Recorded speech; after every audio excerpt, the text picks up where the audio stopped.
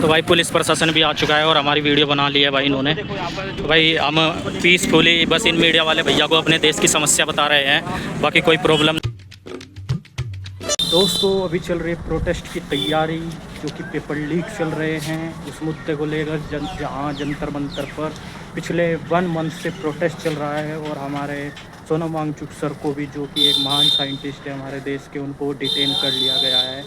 तो इसीलिए हम अपने क्षेत्र झबरेड़ा में एक मार्च निकाल रहे हैं। और मैं अभी अभी झबरेड़ा से कुछ सामान लाया हूँ, क्योंकि मैं ही लीड करने वाला हूँ इस प्रोटेस्ट को।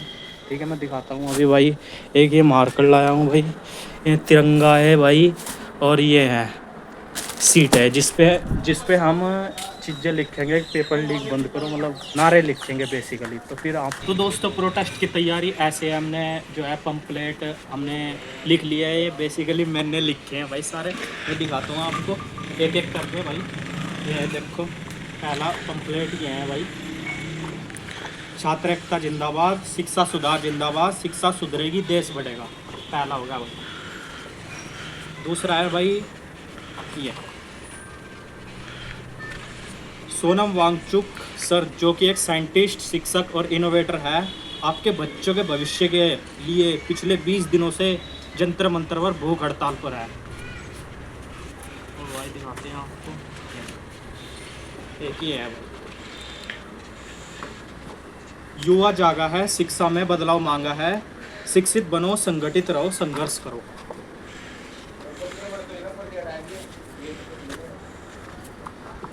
पेपर लीक बंद करो, मेहनत का सम्मान करो।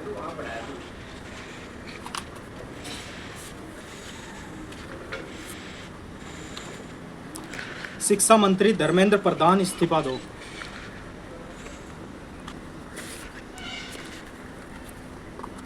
आर्टिकल 19 मौलिक स्वतंत्रता, लोकतंत्र की हत्या करना बंद करो, बंद करो।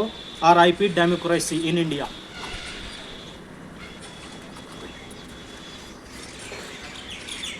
पढ़ेगा भारत तभी तो आगे बढ़ेगा भारत।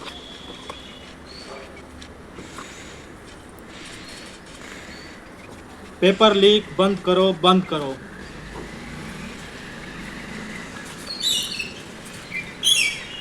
धर्मेंद्र प्रधान इस्तीफा दो। 20 जुलाई दिल्ली चलो, आज़ादी का दूसरा आंदोलन, भय मुक्त भारत, अन्याय मुक्त भारत। धर्मेंद्र प्रधान इस्तीफा दो, देना ही पड़ेगा। दिल्ली जंतर मंतर पर चलो सारे 20 जुलाई को। दोस्तों हम लोग अभी हम यहाँ अम्बेडकर चौक पर आए हैं, और हमारे साथ पुलिस वाले भी आए थे कि परमिशन कहाँ है। तो भाई थोड़े से लोग हैं भाई, परमिशन में ली, किसी को सूचना नहीं करी। हमारे दोस्त ही लीड कर रहे हैं इस चीज़ को। यहाँ बैनर देख सकते हो, और हम अम्बेडकर चौक पर है। और हमने सभी लाइब्रेरी के स्टूडेंट्स को इन्फॉर्मेशन भी दे दी है कि भाई आओ 3 बजे, है ना भाई अनुज प्रबंधी भाई? बिल्कुल। हाँ तो भाई पीसफुली प्रोटेस्ट है, मार्च निकालना है पीसफुली, और कोई दिक्कत नहीं है। बस सोनम वांगचुक सर और एजुकेशन सिस्टम को भाई बदलना है, शिक्षा व्यवस्था को। ठीक है भाई, 20 दिन से भूखे हमारे सोनम वांगचुक सर। तो सभी लोग आ जाए भाई, हम लोग आ चुके हैं। दोस्तों यहाँ पर हमारे ये भाई लोग आए हुए हैं, और मीडिया भी आई हुई है। ये भाई इनका इंटरव्यू ले रहे हैं, और यहाँ पर ये भाई भी है। और भाई आप सिस्टम से परेशान हो? ये भाई सारे सिस्टम से परेशान हैं भाई। हमें जो है पुलिस प्रशासन की परमिशन नहीं मिली, इसलिए हम मार्च नहीं निकाल पाए। तो बस क्या कर सकते हैं भाई, मार्च नहीं निकाल पाए भाई। तो एजुकेशन सिस्टम को ठीक किया जाए, बस पेपर लीक बंद हो भाई, इतना ही सरकार से अपील है ज़्यादा से ज़्यादा। तो भाई पुलिस प्रशासन भी आ चुका है और हमारी वीडियो बना ली है भाई इन्होंने। तो भाई हम पीसफुली बस इन मीडिया वाले भैया को अपने देश की समस्या बता रहे हैं, बाकी कोई प्रॉब्लम नहीं है भाई। हम बस अपनी समस्या बता रहे हैं भाई, हमारे ये मीडिया वाले भैया है बस, बाकी कुछ नहीं है। मार्च था, इसकी हमें एग्जैक्ट परमिशन नहीं मिली, इसलिए हम हमारे साथ मीडिया वाले भैया भी आए हैं, जो कि स्टूडेंट का दर्द पूछ रहे हैं। ये सारे जो लोग हैं, सारे भाई हैं, लाइब्रेरी में पढ़ते हैं, भाइयों से पूछे क्या भाई पेपर लीक बंद होने चाहिए? हाँ भाई बिल्कुल भाई, जो हो रहा है पेपर लीक हो रहा है, बहुत ही गलत चीज़ है। हम भाई नीट के बंदे तो नहीं है, लेकिन जो हम सिस्टम में जो है तैयारी कर रहे हैं, और भी एग्जाम की गवर्नमेंट एग्जाम बहुत सारे हैं जिनकी तैयारी करिए, सभी एग्जाम में लगभग देख सकते हैं आप जो गड़बड़ी हो रही है। ये हर एग्जाम के सिर्फ कि एक एग्जाम की बात नहीं कि भाई नीट की बात है सिर्फ। तो हमारा एजुकेशन सिस्टम कैसा है, बस ये बता दो। भाई एजुकेशन सिस्टम में फिलहाल जो है कुछ क्या नहीं जा सकता, बहुत मतलब भरोसा नहीं रहा है। अब जो एग्जाम दे रहे लेकिन पता नहीं भाई कुछ कब क्या हो जाए। तो भाई हम युवाओं को, हम पढ़े लिखे लोग नहीं बोलेंगे तो कौन बोलेगा? बिल्कुल भाई, जो है इसलिए हम यहाँ पर आए हैं भाई, इकट्ठे हुए हैं। भाई ने कहा था कि भाई पहुंचे यहाँ तक, हम भाई फुल समर्थन रहेगा हमारा भाई। धन्यवाद भाई। क्या नाम है भैया? रोहित कुमार भाई। तो भाई रोहित, आप हमारे आने पर आए हैं यहाँ पर। भाई हमें थोड़ा सा इशू हो गया इसलिए हम मार्च नहीं कर सकते, लेकिन हम आपके विचार ले सकते। तो आप एजुकेशन सिस्टम के बारे में मोटे मोटे पॉइंट बताएं। भाई हमारे देश में जो एजुकेशन सिस्टम का हाल है वो बहुत बेकार हो चुका है। आए दिन जो हमारे एग्जाम है वो लीक हो जा रहे हैं, सरकार कोई अकाउंटेबिलिटी नहीं ले पा रही है, और एजुकेशन सिस्टम का ऐसा हाल हो गया है कि जिसकी वजह से जो बच्चे डिप्रेस हो रहे हैं और आत्महत्या कर रहे हैं। सरकार को इसकी रिस्पॉन्सिबिलिटी लेनी चाहिए और इसकी तरफ कदम उठाने चाहिए। इसी वजह से जो जंतर मंतर पे सोनम वांगचुक जी हंगर स्ट्राइक पर थे, लेकिन सरकार द्वारा उनको हॉस्पिटलाइज कर दिया गया है इसी चक्कर में, ताकि इस चीज को दबाया जा सके। और जो नीट पेपर लीक के बाद 20-22 छात्र ने सुसाइड किया है, क्या वो सुसाइड है या सीधा साधा मर्डर है? वो भाई वो तो सीधी सीधी हत्या है यार, क्योंकि जो बच्चा काफी दिनों से एग्जाम को लेकर सीरियस था और तैयारी करके उसके अच्छे नंबर आ चुके थे, लेकिन जो पैसे वाले लोग हैं उन्होंने एग्जाम को खरीदा और उन बच्चों के साथ, जो बच्चे अपनी मेहनत से तैयारी कर रहे थे, उनके साथ यार नाइंसाफी की गई है। तो ये हत्या ही है भाई, हत्या ही कही जाएगी। तो हमारे एजुकेशन सिस्टम को बदलना चाहिए। हाँ भाई, बदलना चाहिए बिल्कुल। Thank you so much. तो अभी जैसे दिल्ली जंतर मंतर पर कुछ प्रोटेस्ट कर रहे हैं, तो उनको बताया जा रहा है सोनम वांगचुक को कि मैं कोई साइंटिस्ट नहीं है, कि वे तो चाइना के एक समर्थक हैं, पाकिस्तान में जाते हैं, तमाम तरह की बातें। जब किसी आदमी को कोई चीज पता नहीं ना होती ना, तो वैसे ही बोलता है, कोई भी है। पहले तो उनके बारे में कोई स्टडी करो, गूगल पे पढ़ो, कहीं पे कुछ की बुक पढ़ो, जब पता लगेगा उनके बारे में कि उन्होंने देश के लिए क्या किया। सबसे इम्पोर्टेंट बात है कि उनके लिए पढ़ो। अगर ये कोई आदमी गलत बोल रहा है ना उनके बारे में, तो सिंपल सी बात है, उनके बारे में पहले पढ़ो बस।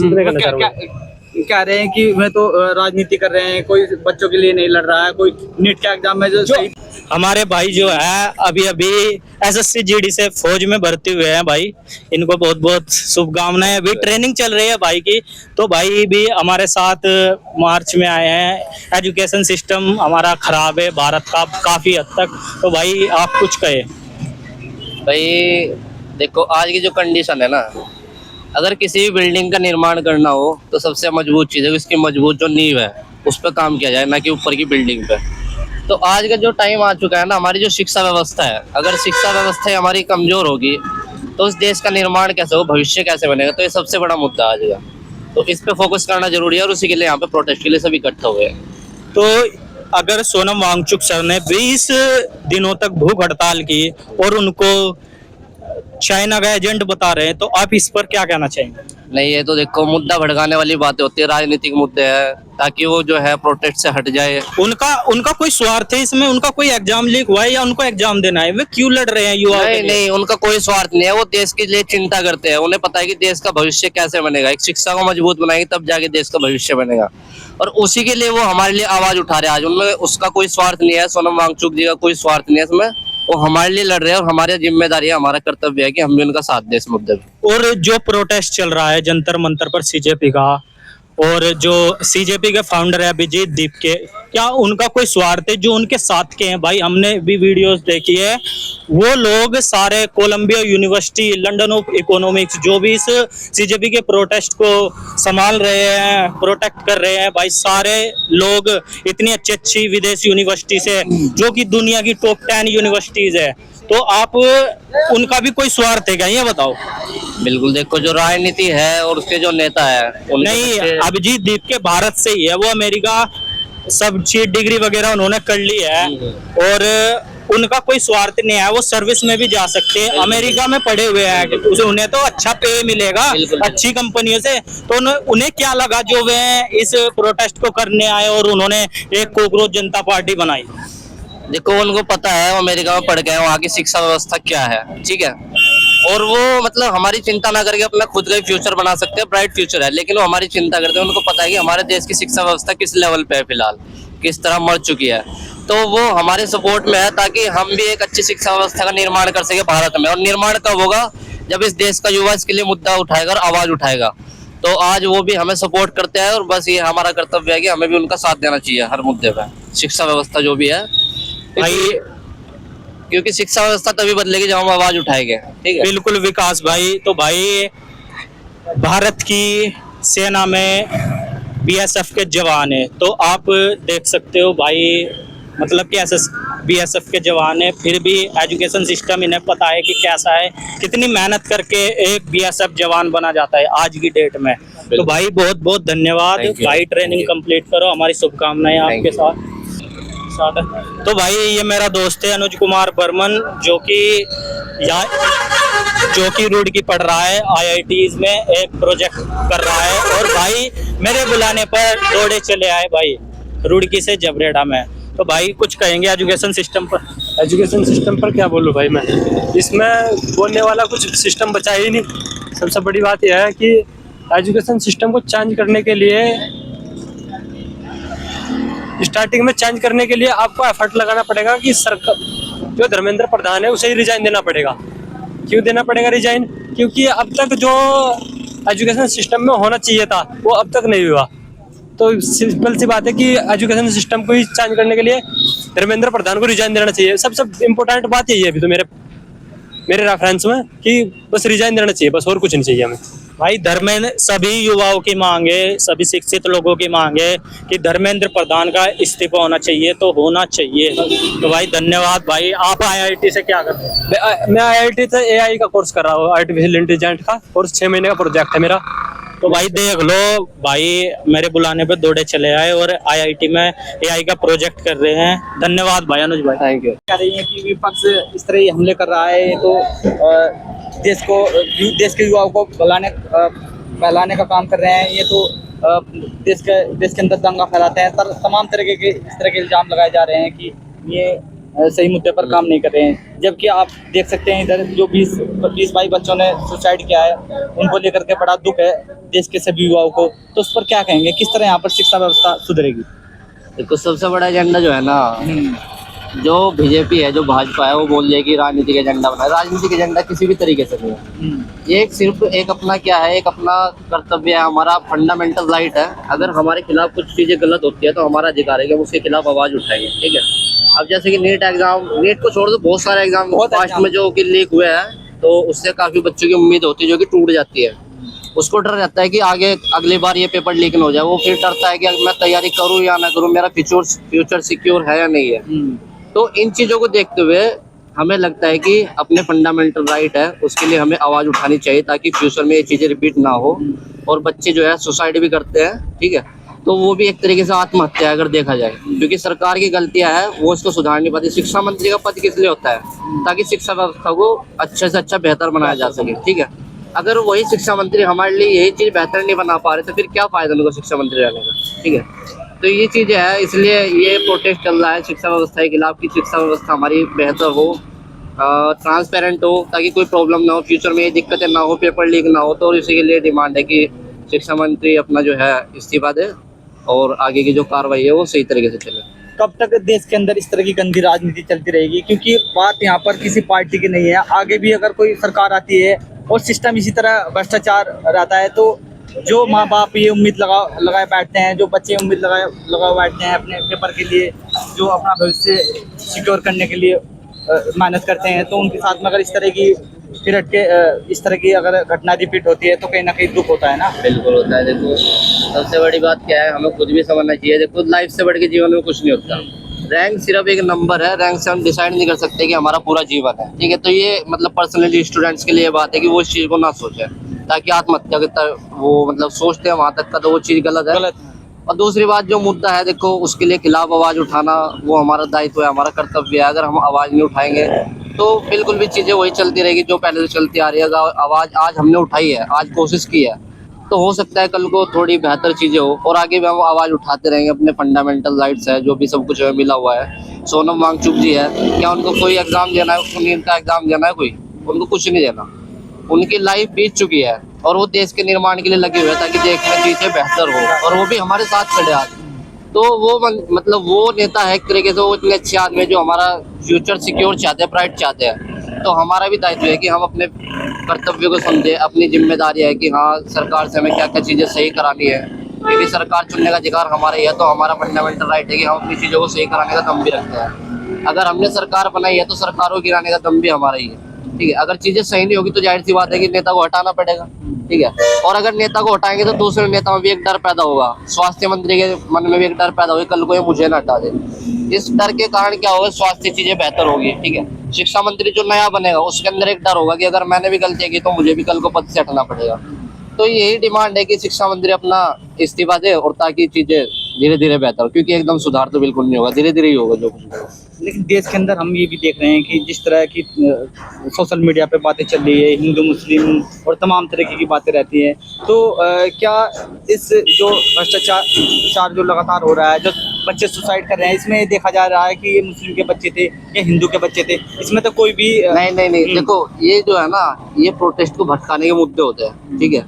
हमारा फिलहाल हमारा मोटिव क्या है, हम किस लिए इकट्ठा हुए हैं, शिक्षा व्यवस्था सही हो हमारी, पेपर लीक पे कम चीजें सही हो, पेपर लीक जो आजकल हो रहे हैं वो चीजें बेहतर हो।